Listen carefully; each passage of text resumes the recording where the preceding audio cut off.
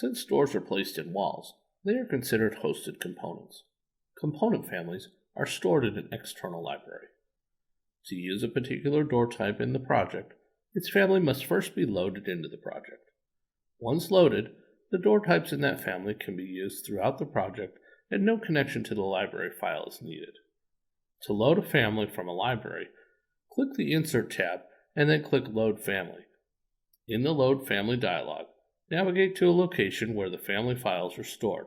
Select the families you want to load and then click Open.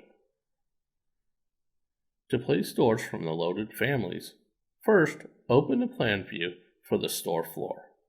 Use the type selector at the top of the Properties palette to select the double-acting door we just loaded.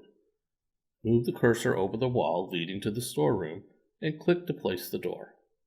Use the type selector again to choose a double exterior door and place them in the model.